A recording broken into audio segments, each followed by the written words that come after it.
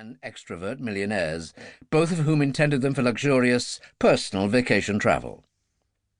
Both buses had rear ramps to accommodate their mini-cars.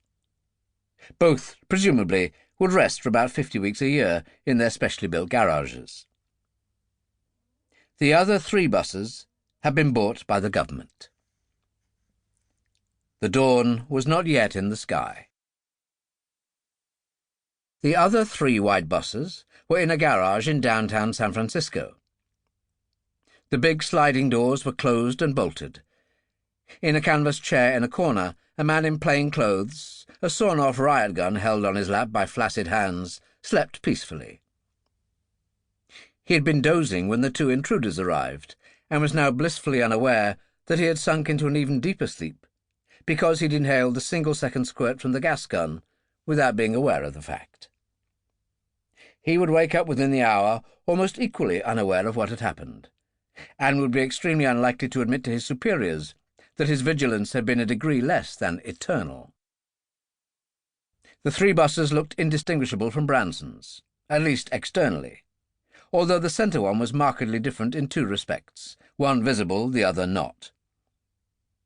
It weighed 2 tons more than its companions, for bullet-proof glass is a great deal heavier than ordinary plate glass, and those panoramic buses had an enormous glass area. And the interior of the coach was nothing less than a sybarite's dream, which was no less than what one would expect for the private transportation of the country's chief executive.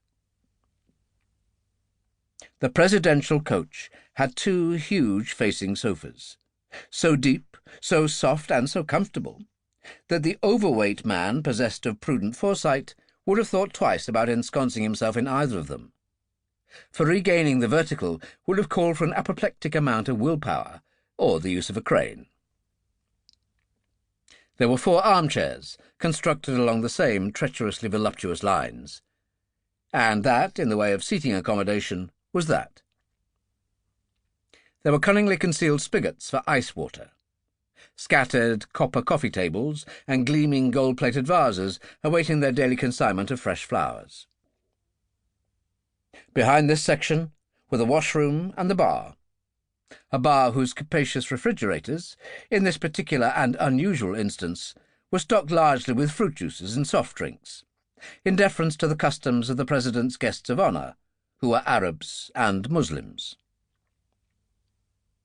Beyond this again, in a glassed-in compartment that extended the full width of the bus, was the communications centre, a maze of miniaturized electronic systems which was constantly manned whenever the President was aboard. It was said that this installation had cost considerably more than the coach itself. Besides incorporating a radio-telephone system that could reach any place in the world, it had a small row of differently coloured buttons in a glass case which could be removed only with the aid of a special key. There were 5 such buttons. To press the first brought instant contact with the White House in Washington. The second was for the Pentagon. The third was for the Airborne Strategic Air Command. The 4th was for Moscow, and the 5th for London. Apart from the necessity of being in touch with his armed forces all the time, the President was an acute sufferer from telephonitis, even to the extent of an internal phone connecting him with his habitual seat on the bus and the communications compartment at the rear. But it was not in this coach that the intruders were interested, but in the one standing to its left. They entered by the front door and immediately removed a metal plate by the driver's seat. One of the men shone a torch downwards, appeared to locate what he wanted almost immediately, reached up and took from his companion something that looked like a polythene bag of putty, to which there was attached a metal cylinder not more than 3 inches long and 1 in diameter. This he securely bound to a metal strut with adhesive tape. He seemed to know what he was doing, which he did, for the lean and cadaverous Reston was an explosives expert of some note. They moved to the rear and went behind the bar. Reston climbed on a stool, slid back an overhead cupboard door, and looked at the liquor contents. Whatever the camp followers in the presidential motorcade were going to suffer from, it clearly wasn't going to be thirst. There were 2 rows of vertically...